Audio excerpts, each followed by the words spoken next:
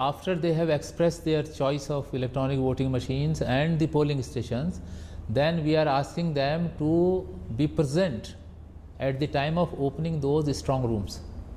And then we are also asking them that when we are sealing our boxes, they should be present there. They should accompany those electronic voting machines, and when they are deposited here in the Election Commission of India headquarters, they should be present here. So we are giving them full opportunity.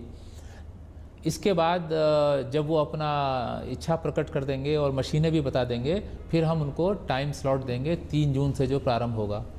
उस time slot में हमने 2 प्रकार के challenge आयोजित किए हैं। आपकी जानकारी के लिए पहला चैलेंज तो ये है कि हमारी मशीनें पोल करने के बाद स्टोर रूम में, स्ट्रॉन्ग रूम में रखी हुई थी, जो वहाँ से उठ कर के पार्टीज़ के साथ यहाँ हेडक्वार्टर पे आई हैं। अब इन पॉलिटिकल पार्टीज़ के लोगों का कहना है कि ये टेम्पर्ड हैं। हमने उनको ये कहा है कि वो स्टोर्ड मशीनों को 2 माध्यमों से टेम्पर करने का प्रयास करें। एक तो ये है कि जैसे अभी आपने मशीन में हमें बताया था सीक्रेट कोड डालना, सीक्वेंस्ड की प्रेस डालना, एक तो वो किसी भी ट्रोजन हॉर्स जिसको बोलते हैं, ट्रोजन हॉर्स को एक्टिवेट करना, उसको एक्टिवेट करने के लिए एक सीक्वेंस्ड की प्रेस या जिसको आम भाषा में सीक्रेट कोड डालना कहते हैं, वो करें। तो एक तो उन्हें वो करने की इजाज़त होगी। दूसरा उसका पार्ट ये है कि जो हम लोग मशीनें दूसरे चैलेंज के अंतर्गत मंगाएंगे, दूसरा पार्ट उसका ये है कि हम उनको ये भी कह रहे हैं, जैसे एक आम अफवाह है कि हमारी स्टोर की गई मशीनों को लोग 40 मीटर दूर, 30 मीटर दूर से कोई खड़ा होकर के और अपने मोबाइल फ़ोन से, वायरलेस से, ब्लूटूथ, वाईफाई से उनका जो रिज़ल्ट स्टोर किया हुआ है उसको अल्टर कर सकता है।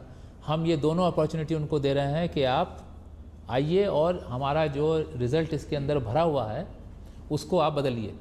तो हम उनको कहेंगे कि देखिए, मशीन लाने से पहले पेपर पर ये रिज़ल्ट था, आप इसको रिज़ल्ट प्रेस करके अपनी टेम्परिंग करने से पहले रिज़ल्ट देख लीजिए, फिर इन दोनों माध्यमों से आप टेम्परिंग करिए, सीक्वेंस की प्रेस और मोबाइल वगैरह। और उसके बाद अब अगर मशीन हमारी काम करना बंद कर दे तो ये फेल्योर होगा, क्योंकि अगर उन्होंने कोई अनऑथराइज्ड ऑपरेशंस उसमें किए तो उससे हमारी मशीन काम करना बंद कर देगी।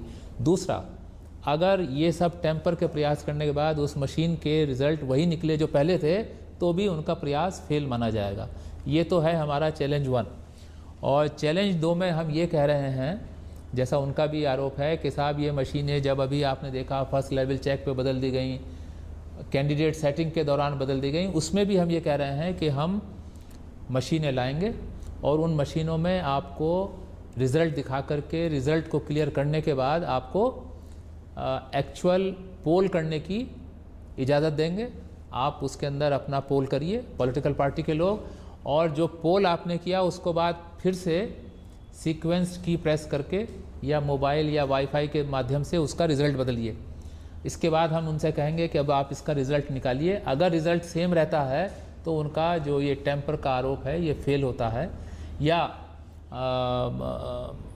ये जो सीक्वेंस की प्रेस करने के बाद हमारी मशीन ख़राब हो गई तो वो भी एक फेल्योर माना जाएगा, क्योंकि ऑर्डिनरी कोर्स में मशीन फेल नहीं होती हैं।